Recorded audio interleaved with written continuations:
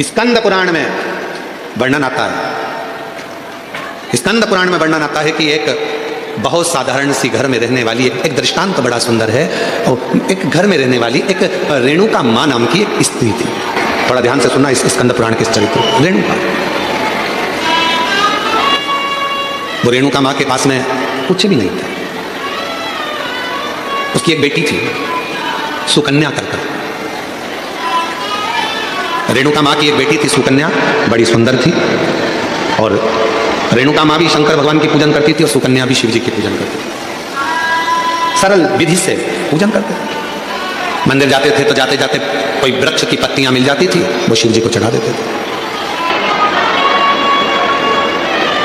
कोई फूल मिल जाता था, वो शिव जी को चढ़ा देते थे। और कई बार ऐसा हुआ कि रेणुका सुकन्या को कोई पत्ती नहीं मिली, कोई फूल नहीं मिला, तो उन्होंने जल चढ़ा दिया। कई बार ऐसा भी हुआ कि सुकन्या और रेणुका को जल भी नहीं मिला, तो उन्होंने 3 बार ताली बजा दी। कई बार ऐसा हो गया सुकन्या और रेणुका को कि वो मंदिर भी ना जा पाए, तो उन्होंने शिखर का दर्शन कर लिया। शिखर का दर्शन। एक दिन रेणुका और सुकन्या दोनों बैठी हुई थी, और रेणुका सुकन्या बैठी हुई थी, और वहीं से एक संत का निकलना हुआ। बड़े विरक्त संत थे, शंकर जी के परम भक्त थे वो भी। स्कंद पुराण का ये बहुत सुंदर दृष्टांत है, अपनी जिंदगी में उतारिएगा। रेणुका सुकन्या बैठी है और वहीं से संत का निकलना हो रहा। विरक्त थे, शिव के परम उपासक थे। उनके मुख से नित्य प्रति ओम नमः शिवाय, ओम नमः शिवाय, ओम नमः शिवाय, ओम नमः शिवाय जपा करते। आज संत भिक्षा मांगने के लिए रेणुका और सुकन्या के घर पर पहुंच गए। आवाज लगाई, माता भिक्षाम दे, माता भिक्षाम दे, भूख लगी है, थोड़ा अन्न का भाग दीजिए। रेणुका सुकन्या बाबा की आवाज सुनकर बाहर गई। दरवाजा खुला, आसन दिया, बिछाया, बिठाया, जल पिलाया, अंदर से भोजन ला कर दिया। पूजा की तैयारी कर रही थी शिव मंदिर जाने के लिए सुकन्या, और बाबा की दृष्टि पड़ गई उस पूजन की थाली पर। और जैसे ही संत की दृष्टि पूजन की थाली पर पड़ी, तो संत ने बात बात में पूछ लिया, ये पूजन में सारा साहित्य रखा हुआ है, पर गंगा का जल नहीं है, तो तुम्हारी पूजन शिव स्वीकार नहीं करेंगे। ये संत ने कह दिया रेणुका और सुकन्या से, आपकी पूजन में, आपकी पूजा की थाली में गंगा का जल नहीं है, तो शिव इस पूजन को स्वीकार नहीं करेंगे। अब तो संत कहकर चले गए। सुकन्या की बुद्धि में वो बात बैठ गई, और सुकन्या माँ के चरणों में प्रणाम कर कर बोली कि मुझे गंगा का जल चाहिए, मुझे गंगा का जल चाहिए। बाबा कहकर गए हैं, संत कहकर गए हैं कि जब तक गंगा का जल पूजन की थाली में नहीं होगा, तब तक शिव प्रसन्न नहीं होंगे, शिव इस पूजन को स्वीकार नहीं करेंगे। अगर भगवान शंकर को पूजन स्वीकार करना है, अगर भगवान शंकर को पूजन स्वीकार करना है, तो गंगा का जल का होना जरूरी है। स्कंद पुराण कह रही है कि सुकन्या और रेणुका दोनों आंखों में जल भर ली। कहा, एक काम करो सुकन्या, तुम गंगोत्री चली जाओ और गंगा जी के उद्गम से गंगा जी का जल लेकर आ जाओ। जाओ। सुकन्या हाथ जोड़कर बोली, मां मैं अकेली कन्या, मैं अकेली स्त्री गंगा का जल लेने के लिए कैसे जाऊंगी? शिव की पूजन सुकन्या ने भी बंद कर दी, रेणुका ने भी बंद कर दी। दोनों शंकर के मंदिर नहीं जा रही हैं, क्योंकि संत कहकर गए हैं कि गंगा का जल होना जरूरी। अब गंगा का जल ही नहीं है तो शंकर मंदिर जाकर करूंगी क्या? अब गंगा का जल ही नहीं है तो शिव जी के शिवालय में जाकर करूंगी क्या? ना सुकन्या मंदिर जा रही है, ना रेणुका मंदिर जा रही है। तभी मेरे ओघड़दानी ने ध्यान दिया, और आज भगवान शंकर का चेहरा कुछ उतरा हुआ था, तो नंदी ने पूछ लिया, प्रभु क्या बात है? आज आपका मुख उतरा हुआ, आज आपका चेहरा उतरा हुआ, प्रभु क्या बात है? भगवान देवादिदेव महादेव ने कहा, नंदी, एक रेणुका और एक सुकन्या एक गांव में निवास करती हैं, उनके पास में जो होता है वो मेरा श्रृंगार करती हैं, पूजन करती हैं। एक संत भिक्षा मांगने के लिए आए थे, और वो उनको ज्ञान देकर चले गए, उनको बताकर चले गए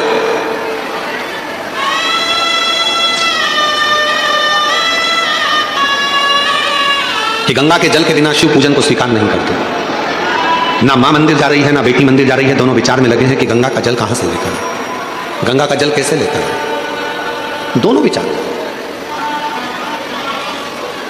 और उन दोनों के जल के बिना मैं फीका हूं। तभी भगवान शिव के पास से नंदी दौड़ कर गए। आप चिंता मत करो, आपका चेहरा उतरा हुआ देखकर, मुख उतरा हुआ देखकर मुझे अच्छा नहीं लग रहा। दौड़ कर गए नंदी, और नंदी ने जाकर एक साधु का रूप रखकर पहले तो संत को समझाया कि गंगा का जल की मूलता नहीं, मूलता है शिव भक्ति की। जाओ जाकर सूचित करो। संत मानते नहीं थे तो नंदी ने अपना असली विग्रह धारण कर, बड़े बड़े सींग, बड़ा विराट सा स्वरूप नंदी का, बड़ा विराट सा।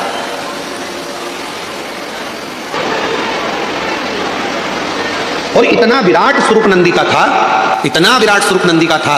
नंदी जैसे ही सामने जाकर उस संत के खड़े हुए और अपनी पूंछ का एक बाल संत के ऊपर जो घुमाया, इतने में संत जमीन पर पड़ गए। हाथ जोड़कर बोले, मुझसे क्या गलती हो गई? तो नंदी ने कहा, गलती केवल एक हुई है कि वो पूजन करने वाली जिस भाव से पूजन करती थी, जैसी मंदिर जाती थी, जो जिस भाव से पूजता था, उसकी पूजन तुमने बंद करा दी, केवल एक गंगा के जल के लिए। कि पूजन में गंगा का जल होना जरूरी है। जाओ। नंदी ने कहा, संत, ए साधु, जाकर वो रेणुका और सुकन्या से जाकर कहो कि जब शंकर भगवान के ऊपर एक लोटा जल चढ़ता है, जब शिव जी के ऊपर पानी की एक बूंद गिरती है, जब शंकर भगवान के ऊपर अगर कोई साधारण जल भी चढ़ता है तो वो शंकर के ऊपर चढ़ा, और जैसे उनकी शिवलिंग पर चढ़ा, जटा से लगा, तो वो अपने आप गंगा जल बन जाता है, अलग से गंगा जल की जरूरत नहीं पड़ती। जाओ कहो, बोलो उनको। कहाँ से लाऊं गंगा, कहाँ से लाऊं यमुना, कहाँ से लाऊं गंगा, कहाँ से लाऊं यमुना, कहाँ से लाऊं सरयू अपार पड़ी रे। वो बोले, तेरी सेवा हमसे ना बनी रे, शिव शंकर तेरी सेवा हमसे ना बनी रे। गंगा का जल मूल नहीं, मूल है आपके हृदय का भाव, हृदय का। इस कथा में कई लोग गाड़ी भर भर कर पानी की बोतल लाकर बांटे, कई लोग श्रीखंड की हजारों हजार डब्बे लाकर बांटे, कोई खिचड़ी लाकर बांटा, कोई भोजन के पैकेट बनवा बनवा के हजार हजार 5-5 हजार लाकर लोगों को बांटे। और उसी बीच में कोई ऐसा भी था जिसके पास में कुछ नहीं था, तो 10 रुपए की टॉफी खरीद कर उसने वो भी बांटा, कोई ने 5 रुपए का बिस्कुट खरीद कर।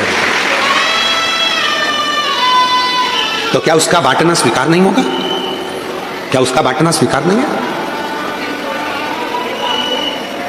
एक सेठ जी हमेशा कहता था, भगवान मुझे देगा तो मैं भंडारे करूंगा, भगवान मुझे धन देगा तो मैं भंडारे करूंगा, खूब भोजन करूंगा, खूब भंडारे करूंगा, खूब भंडारे करूंगा, खूब भोजन करूंगा। अगर भगवान मुझे देगा तो मैं भंडारे करूंगा। पर एक शुभ भक्त आया, उस भक्त ने आकर कहा, सेठ जी तुम कहते हो कि भगवान मुझे देगा तो मैं भंडारे करूंगा, तुम्हारे पास में कुछ हो तो अभी भंडारा कर दो। धनी नहीं है, पैसा ही नहीं है, तो मैं भंडारा कैसे करूं?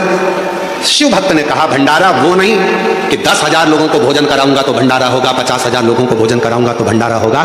भंडारा उसको भी कहा जाता है कि किसी प्यासे एक व्यक्ति को भी अगर पानी पिला दिया, किसी एक भूखे को भोजन करा दिया, तो वो भी भंडारा,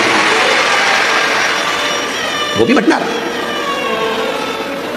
मेरी जीजियों, मेरे जीजाओं, मेरी बेटियों, बेटाओं, मेरे बुजुर्ग माँ बाप, याद रखना, अगर भगवान ने तुम्हारे पास में धन नहीं है, तुम्हारे पास में संपदा नहीं है, पहले का गांव में रहने वाला एक एक व्यक्ति, उसके घर में भले झोपड़ा था, फटे हुए कपड़े थे, कुछ भी नहीं था उसके पास, फिर भी वो रोज भंडारा करता था। तुम्हारे गांव में भी तुम जाकर देखना, अपने अपने गांव में पहुंचकर देखना कि पहले का गरीब व्यक्ति, उसका कपड़ा फटा हुआ है, खेत में काम कर रहा है, मेहनत कर रहा है, कुछ भी नहीं है, उसके पास खाने का भी नहीं है, तो भी वो भंडारा करता था। कैसा भंडारा करता था? अपने घर से थोड़ा सा चून लेकर जाता था, थोड़ा सा आटा, थोड़ी सी शक्कर मिला के लेकर जाता था, पीपल के पेड़ के नीचे थोड़ा थोड़ा डाल देता था, हजारों चींटियां आती थी, खाकर चली जाती थी, वो भी भंडारा हो जाता था। हजारों चींटियां एक साथ एकत्रित होकर, हजारों चींटियां। और मेरा विश्वास कहता है कि मेरी मुंबई की भी कई बहनें, मेरी मुंबई की भी कई मेरे जीजा, कई मेरी बेटियां, कई बेटा, कई मेरे बुजुर्ग माँ बाप भी ऐसा भंडारा करते होंगे। कभी कभी घर में मिठाई अगर ज़्यादा हो जाती होगी, थोड़ी सी लेकर पेड़ के नीचे चले जाते होंगे, वहाँ डाल देते होंगे, जिससे छोटी छोटी चींटियाँ आकर, चींटे आकर, जीव आकर इसको खा ले। वो भी तो भंडारा है, भंडारा उसको भी तो कहते। लगभग 34 साल पहले एक संत से मिलना हुआ था नर्मदा जी की परिक्रमा पर। जब हमने नर्मदा परिक्रमा करी थी, तब एक संत से मिलना हुआ था, फिर उस संत का दर्शन कभी नहीं हुआ। 34 से 38 साल के पहले की बात होगी, एक संत का दर्शन। कोई पैसा देकर जाते थे वो पैसा नहीं लेते थे, कोई कपड़ा देकर जाते थे वो कपड़ा नहीं लेते थे, कोई धन देकर गए तो धन नहीं लेते थे। हर 4 महीने में वो भंडारा